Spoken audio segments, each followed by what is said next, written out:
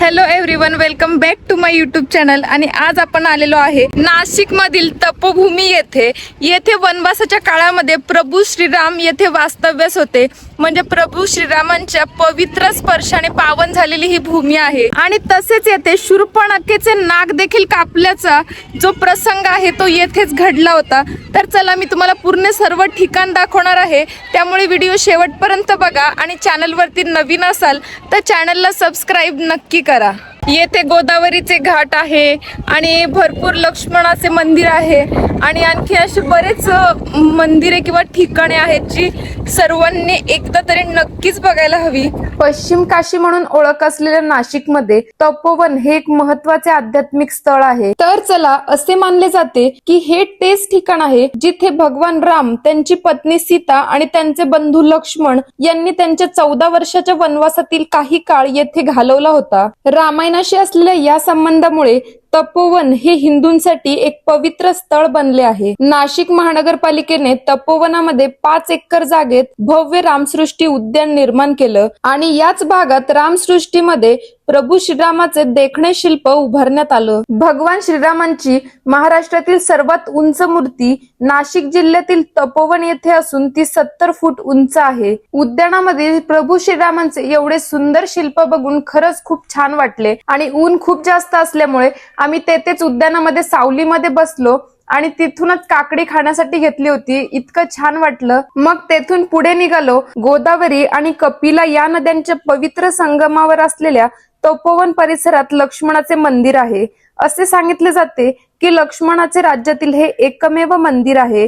रावणपुत्र मेघनाथ यांच्याशी युद्ध करण्यासाठी लक्ष्मणाने याच ठिकाणी तपश्चर्या केली होती. तसेच शूर्पणखेचे नाक आणि कान येथेच लक्ष्मणाने कापले होते. या मंदिराची आख्यायिका अशी की शूर्पणखा ही लंकेचा राजा रावणाची बहीण होती. अनेक राक्षसांचा वध करून संपूर्ण जगावर राज्य करू इच्छिणाऱ्या रावणाने आपली बहीण शूर्पणखा हिच्या पतीचाही वध केला होता. त्यानंतर रावणाने शूर्पणखाला आपले भाऊ खर याच्याकडे राहायला पाठवले होते. त्यावेळी राम, लक्ष्मण आणि सीता यांचा वनवास काळ सुरू होता. त्यासाठी ते या परिसरात आले होते. तेथे रामाला पाहून शूर्पणखा त्याच्या सौंदर्यावर मोहित झाली. शूर्पणखा ही मागील जन्मात स्वर्गातील अप्सरा होती. तिचे नाव नयनतारा होते. ती एका ऋषींच्या शापाने राक्षसी झाली होती. तिने नयनताराचे सुंदर रूप घेतले आणि मला तुझ्याशी विवाह करायचा आहे असे रामाला सांगितले. त्यावर रामाने आपण विवाहित असल्याचे सांगितले. पण आपला धाकटा भाऊ लक्ष्मण आहे, तू त्याच्याकडे जा असे सांगितले. शूर्पणखाने लक्ष्मणाकडेही लग्नाचा प्रस्ताव ठेवला, पण लक्ष्मणाने तिला नकार दिला. तेव्हा शूर्पणखाने आता मी सीतेलाच मारले तर रामाशी लग्न होण्यात काहीच अडचण येणार नाही असे म्हणून ती सीतेला मारण्यासाठी सरसावली. त्यामुळे क्रोधित झालेल्या लक्ष्मणाने, तुला तुझ्या सौंदर्याचा खूप अभिमान आहे ना, थांब तुला विद्रुपच करून टाकतो असे म्हणत शूर्पणखेचे नाक आणि कान कापले. या घटनेनंतर या ठिकाणाचे नाव नाशिक पडले अशी धारणा आहे. ही घटना जेथे घडली त्याच ठिकाणी लक्ष्मणाचे हे मंदिर आहे. मंदिराच्या कमानीतून आत गेल्यावर 4 ते 5 फूट उंच एक सुंदर बैठी गणेश मूर्ती पाहायला मिळते. मंदिरासमोरील भिंतींवर रामायणातील महत्वाच्या प्रसंगांची उठाव चित्रे रेखाटली आहेत. मंदिराच्या प्रवेशद्वारासमोर गरुड शिल्प आहे. असे सांगितले जाते की मंदिर परिसरात एक वडाचे झाड असून ते फार प्राचीन आहे. हे झाड उन्मळून पडले तरी त्याच्या मुळांपासून पुन्हा त्याची निर्मिती होते. मंदिराच्या प्रशस्त सभामंडपात स्वयंभू हनुमानाची 4 ते 5 फूट उंच मूर्ती आहे. त्याचबरोबर येथील सभामंडपाला लागून बाहेरील बाजूला लक्ष्मण शूर्पणखाचे नाक कापत आहे असा सुबक देखावा करण्यात आला आहे. आणि मंदिराच्या गर्भगृहातील प्रवेशद्वारावर श्री लक्ष्मण शेषनाग अवतार असे लिहिले आहे. म्हणजे हा लक्ष्मण शेषनागाचा अवतार मानला जातो. आणि तेथेच पुढे कपिला गोदावरी संगम आहे. आणि त्यापूर्वी आपण बघूया की तपोवनाचा शब्दशः अर्थ ध्यान आणि तपश्चर्यासाठी राखून ठेवलेला परिसर.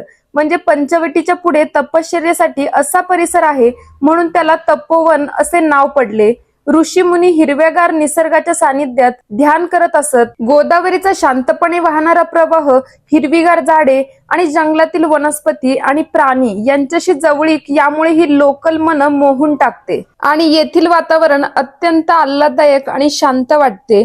मंदिरापेक्षा गोदावरी कपिला संगम अधिक लक्षणीय होता, जिथे 2 नद्या वाहतात आणि विविध कुंड म्हणजे मुक्ती अग्नी आणि सीताकुंड आहेत. तो परिसर खूपच साहसी आहे.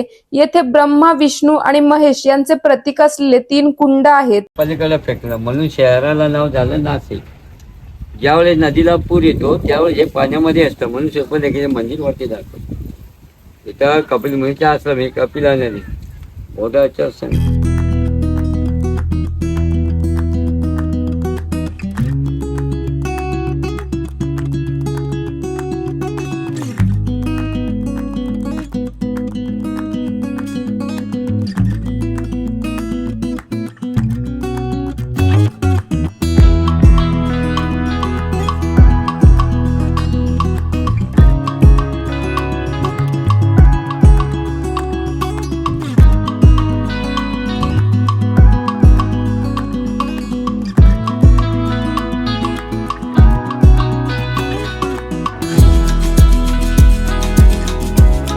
कपिल गोदावरी संगमासमोरच एक सर्वधर्म मंदिर आहे आणि येथे हिंदू, मुस्लिम, शीख, ईसाई, पारशी होण्या अगोदरच आपण सर्व मानव आहोत. मानवता हाच आपला वास्तविक धर्म असल्याचा संदेश मंदिरातील सर्व धर्मांची चिन्ह देतात. या मंदिरात शूर्पणखेचे नाक कापणे, सीतेचे अपहरण, प्रभू रामचंद्रांना शबरीने खाऊ घातलेली बोरे, प्रभू रामांच्या पादुका घेऊन निघालेला प्रिय बंधू भरत यासारखे प्रसंग उभे केले आहेत. याशिवाय येथे श्री गणेश, दुर्गा, राधा, कृष्ण, लक्ष्मी, नारायण, विठ्ठल, रुक्मिणी, संतश्रेष्ठ माऊली, ज्ञानेश्वर, गुरु नानक देवजी, जगद्गुरु संत तुकाराम महाराज, गौतम बुद्ध, महावीर स्वामी, जगन्नाथ धाम, श्री हंसजी महाराज, धनुर्धारी श्रीराम आणि बलशाली रामभक्त हनुमान यांच्या प्रसन्न मूर्ती आपल्याला बघायला मिळतात. तर तेथील सर्वांचे मी दर्शन घेतले.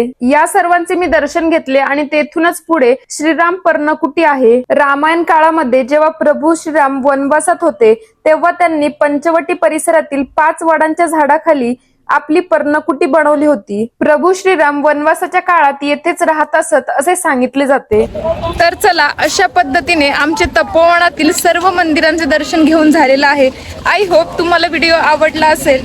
तर असेच नवनवीन माहितीपूर्ण व्हिडिओ बघण्यासाठी चॅनलला सबस्क्राईब नक्की करा.